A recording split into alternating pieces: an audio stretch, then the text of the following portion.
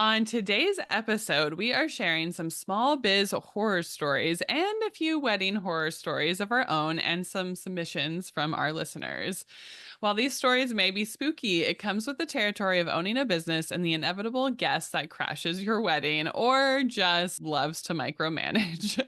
We hope you enjoy these spooky stories and that they don't happen to you. So, Gabby and I were just talking and sharing some of these stories, and it was kind of triggering more stories for us. So this will be kind of fun to dive into and share some horror stories that have happened to us over the last 10 years of our business. I think we say we like to black out and we kind of forget about them. But now that we've gone down this rabbit hole, we're like, oh my God, this made me think of this one time when XYZ happened. So you're in for a treat today. And maybe there'll be a part two to this because I feel like this is going to open a can of worms for some of our listeners and they're going to want to share even more. Yeah, for sure. So, okay, let's kick this off with a horror story from a planner friend of mine. We'll remain anonymous in case this gets to the listeners, to this particular DJ. So basically what happened is she and some other wedding vendors decided to do a giveaway. So like a wedding giveaway, they were offering up they're donating their services and people had to apply and submit a story and they would like plan a wedding for them. So I think they had like florals, DJ planning. I believe there was even catering, in a venue. So this is in regards to a DJ. This was a reputable DJ. I'm gonna leave the city out because I feel like it's too small of a area that this could get us in trouble. So reputable DJ in a reputable city. The planner says it was in the middle of summer, I think July, and we were setting up and all of a sudden he peels off to a wife beater tank. And at first she's like, okay, that's fine. I understand it's hot. And, she forgot her short sleeves at home. So I totally get it. Fast forward to the actual wedding. Rain was on the forecast and they had a tent for the reception. So no rain during the ceremony. No rain during the ceremony. Bottom falls out. This is literally such a Southern expression. I think bottom falls out, meaning like What does that mean? it pours. I think it's pouring out of the Oh, okay. clouds. I'm like, did like the ground fall out? I think it literally means, and correct us if we're wrong, but I think what I understand is there's no rain during the ceremony, but all of a sudden, like torrential downpour during the reception. They're trying to cover his stuff and still party. All the guests are still there. And all of a sudden, he takes off his entire shirt and plays music. It's playing music as the reception is wrapping up the entire time, shirtless, still breaking down his equipment, shirtless. And when she told me this story, because I heard the story in person and we asked her to send over the cliff notes. My jaw dropped. I said, I don't think that would ever be my first thought, even if I were a man, like to take off my whole shirt because it's wet with rain. You're at a Yeah. wedding. What in the world could have happened? And listen, to me, this is definitely a horror story. As a planner, that would have been just, what do you do? Did she say anything to him? Because I'm like, would I say something and be like, Right. sir, you need to put your shirt back Right. I don't know. I mean, I would have handed him a tablecloth, been like, sir, on? make yourself a toga. Yeah, it's one of those situations where I'd like to think I'd say something, but then I'm not sure that I would. Yeah. But it kind of feels similar to like if you were in a corporate job and you were in a meeting and you were just like, you know what, I'm really hot. I'm gonna just take my shirt off. Like you wouldn't Right. do that. Right. Yeah. Like you're paid to be here. These people hired you. In no situation should the shirt come off unless it has been being physically cut off by EMTs. That is the only time. Otherwise, rain or shine, sweat or freezing, keep your shirt on. Yeah. I mean, I think that kind of just goes with like do's and don'ts for weddings for vendors. Some vendors might disagree with me, but I also feel like it's similar to like vendors drinking at a wedding. I'm like, I see vendors drinking all the time, and I just have never done that. I feel like it's so inappropriate unless the client is like, have a drink with me. I've seen that before. Like clients literally take you up to the bar and they're like, have a drink with me, like you're done working. But I don't know. It's just like, I've never felt the desire to be like, I need a drink. Like, Yeah. I'm honestly like, I need to chug 5 gallons of water. Yeah. I've certainly felt the desire in some weddings that I Yeah, need to drink. true, true. But no, I'm with you. I think there are certain types of events where even sometimes like hotel ballrooms or things like that, where exactly it's the end of the night, we're packing up. Sometimes the service staff will even come around and say, "Can I get you guys a glass of wine or something?" And Totally. I won't say no, but I would never do it in front of guests. Right. Yeah, where it's like 7 p.m. and you're Yeah, like starting to drink. no. Yeah. That is a pretty good story. So we had another submission from one of my brides. She sent over two different stories. One where she was the maid of honor, and she said there was a huge storm that weekend of the wedding. And she said that the bride was just so overwhelmed. She sat down in the middle of the venue and just burst into tears. And my bride had to take charge of No. everything. Oh no. But this one is the one that gets me. She said she was at a friend's wedding and the groom took a business call seconds before walking down the aisle. What? Can you imagine? You're just like, hold on. I mean, I hope this was like a multi-million dollar deal. If this was Right? just like he got a new client for his carpet cleaning business, I'm sorry, this is gonna have to wait. But like, I imagine he's like a bro in finance. I don't know. yeah, And he was like, make the trade, you know? holy. Which, I think okay, as like the bride, I would be like furious. I would be like, put down your phone. yeah. I mean, Yeah. I'm hoping she knew what she was marrying, right? Like, True. that's True. but that is a pretty serious preview of what your life's gonna be if he's prioritizing that on his And again, way my down the brain line. goes back to like, as the planner, you're there cueing them. I would be like, what is happening right now? If Yeah. like my groom, I was like, okay, now go. And he was like, actually, just a second. I'm going to take Oh a my phone God. call. And then Yeah. what, you have to loop the music. You're like, "Wait, start over, Yeah. start over." And then I feel like I get anxiety because everyone is staring at me, being like, what's going on? Why aren't people walking down the aisle? Yes. And I'm like, I swear, like, especially when there's like a kind of like more time in between like the last bridesmaid going up and groomsmen, and then the bride is like taking some time, and you're like, she's coming, I Oh swear. my God. I've thought that too, where I'm like, do people think she's not coming because Right. there's like either the veil is stuck in something or Right. the shoe is not strapped on right. And we're like, oh God, now we have to fix this, you know? Yeah. That's so true. I've had anxiety for them. I'm Eh, like, she's coming. She didn't run away. Yeah. She didn't have cold feet. Yeah. Yeah. Wow. That is horrific. But the at least it ended well in all situations. Right. I mean, that kind of triggered another memory for me of a wedding. This was way back. I feel like I have more of these like in the early days of my business, which is funny. But I did have a groomsman who got so drunk. They were drinking like liquor prior to the ceremony.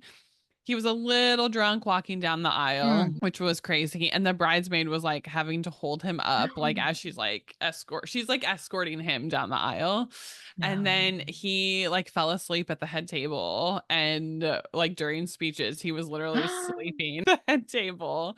But it's like, again, what do What you do you do? It's like, okay, I'm just gonna leave it up to like the friends to Right. manage him. And yeah, I think so in that case. It's almost too personal. Like, do you have him removed with security by security and make a whole scene? Or do you let another groomsman be like, hey man, time for you to go take a nap? Like, don't right, ruin this for everybody. But oh, right, that's infuriating. I mean, the whole concept of the wedding party partying hard before the ceremony is unfortunate.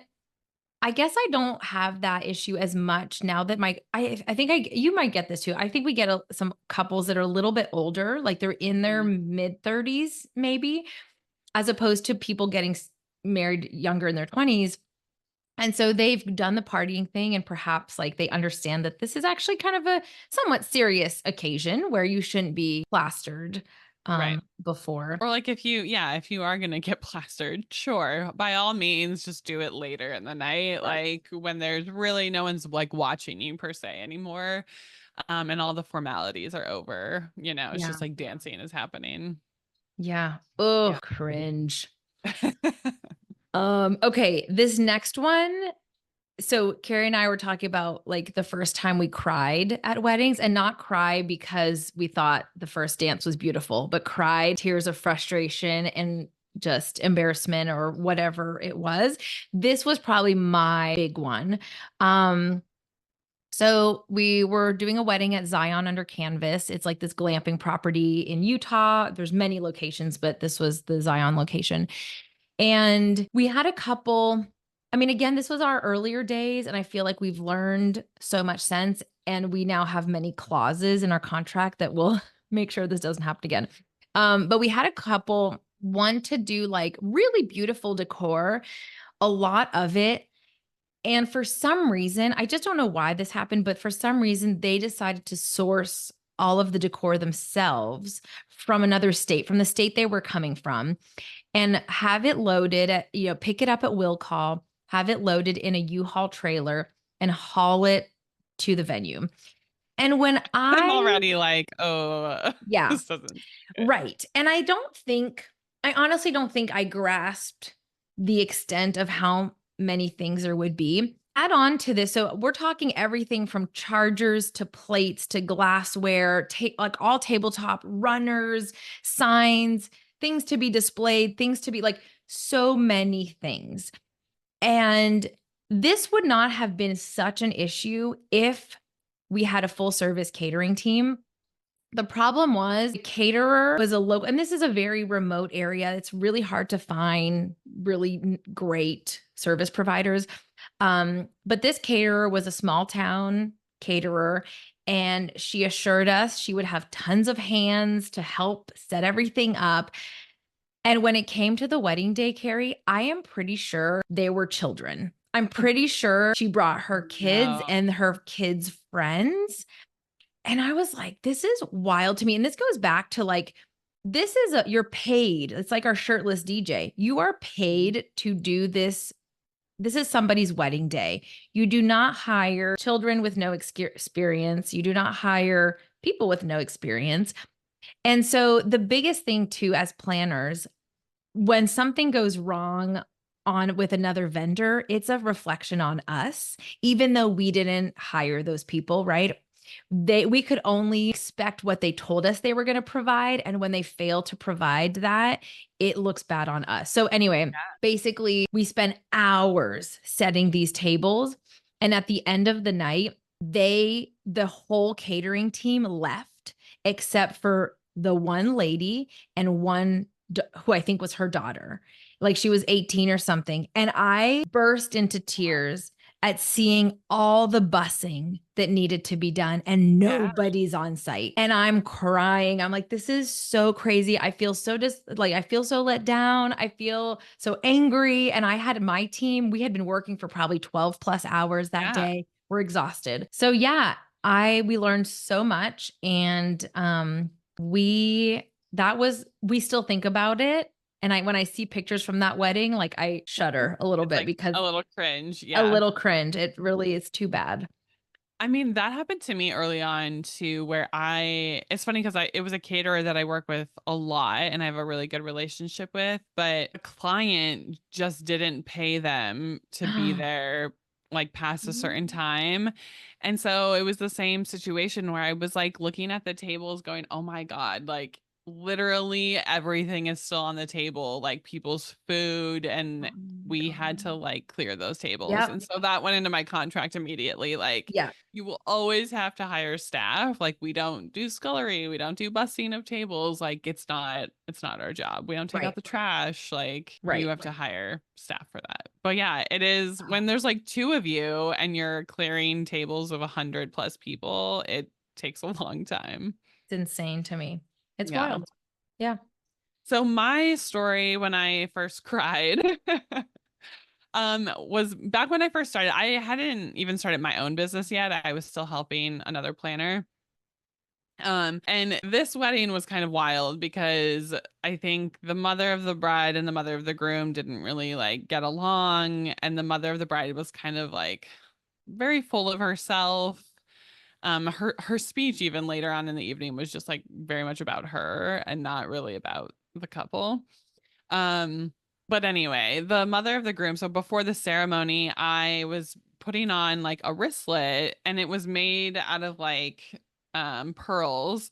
And so it was like a stretchy wristlet and I was trying to get it on her hand because I think the florist probably didn't ask for like sizing. She made them a little bit small, so they were like harder to get on. And it snapped while I was putting it over her hand and it just like went everywhere Aw. and she just like berated me in front of everyone. And I remember keeping my cool at the time. I was just like, I'm so sorry. I'm so sorry. Like I'll see if the florist has another one. And then I left and like immediately started crying in the reception space because it was like they were still taking family photos and she was just like distraught that she didn't have this wristlet anymore on her son's wedding day. Oh, it's like accidents happen. The thing that Yeah, I want to remind people, and I think they forget, is that we're human, like we are humans that, yes, we've been hired, but by no means is everything going to be perfect all the time. That's just an honest mistake. And at the end of the day, it's actually not your fault. Like if it was made too small, if it's supposed to be like for a child's wrist or something, what can you do? right. I guess have her put it on herself. And then it would have snapped It was still snap. anyway. Yeah. And then Hmm. she would have probably still blamed you because you Oh, handed it to her? for sure. Oh, I hate that. That's like yeah, I guess over the years we have tough skin. Like now we wouldn't cry about that, but at the time it's so shocking. And I wonder, I hope they feel bad later. They probably don't, but Mhm. I hope they feel like, wow, that was so mean of me to yell at the young, nice wedding planner who was helping me put this wristlet on. Right? Which I feel like this leads into kind of our last like stories of basically like the audacity of guest and kind of the micromanaging of guest or like family members, whether it's bridesmaids, officiants, whatever. They like show up the day before, or the day of, and then they have all these opinions and suggestions for you. And for me, I'm like, hey, hi, like, I don't really need that. Like, we've been planning for the last year. Thank you so much for sharing what you did on your 2014 wedding.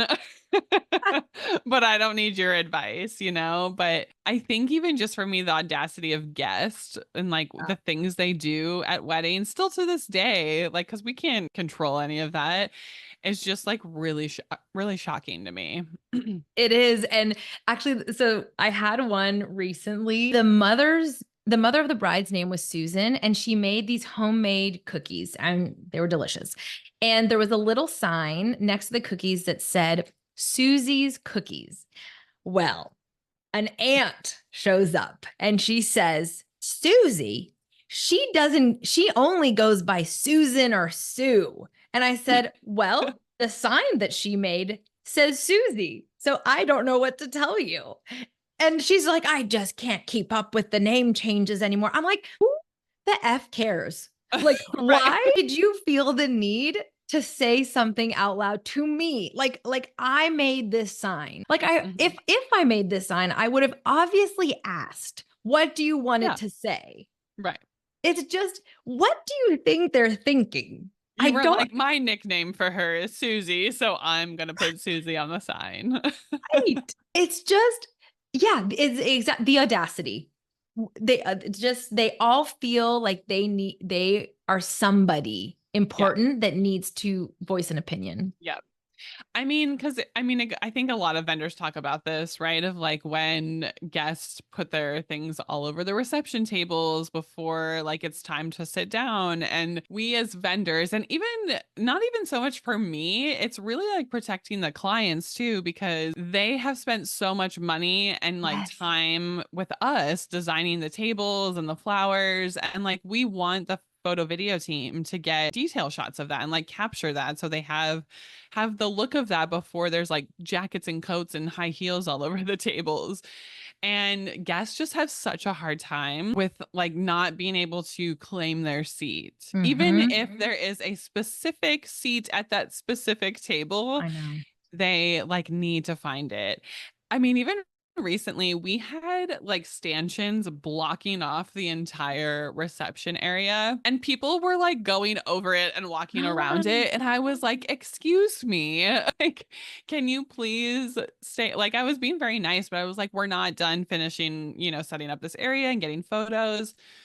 And even sometimes when I tell people that, they're like, well, I just want to put down my Right. purse. And I'm like, well, exactly. That's the point. Like, Yeah. you need to hold on to your purse. Like, it's just interesting how they feel the need to find their seat. And like, it's not like a free Mhm. for all. Like, you're gonna have a spot to sit down and be served dinner. Right. Oh, yes, that part is it will never change. It has been like this forever. I mean, same thing with like phones at the ceremony, right? You can have the officiant nicely tell them, you can have a sign out, you can have someone threaten them, and it will not matter. There will always be at least one person that just cannot help it, or they think they're above the rules and they will Yep. pull their phone out for the ceremony. It's the nature of the game. At this point, it's like I love the photographer on Instagram that photoshopped the phones into chickens. Yeah. And so now it looks like everybody's holding up a chicken. I'm like, thank you. That Yeah. is the photo we need to see in the gallery so they can show all the people that are holding up their phones that they've now have chickens in their hands. I mean, I had I think it was like an aunt or something. She like stepped into the aisle with her iPad, her giant Oh. iPad to take photos, and like the groom and the bride couldn't even see each other walking down the aisle. Like they were trying to like look around her, and I'm just like, do people not think about proper etiquette? They're so worried about like getting the photo or the video or I don't know. Ugh. It, it's crazy. Baffling, baffling. Gosh, I feel like we could go on with so many more horror stories that now that we've written some of these down, but I think a Yeah. lot of these are coming to us because we're now reaching into the back of our memories that we thought we The had pushed trauma. down. Yeah. Yeah. Our old Yeah. traumas coming up. But yeah, this was so fun. Happy Halloween, Carrie. I Yeah. hope this is the spookiest thing that happens to you today and to all of our listeners. But I hope you guys loved this mini-sode. If you like this shorter format, please let us know. I think it's fun for us to play around with different ideas like this. And, Kara and I could go and chit chat forever. So keeping it to under 25 minutes is a tough thing to accomplish. So thanks as always, Jabbers. We'll catch you on the next one. Bye. Bye.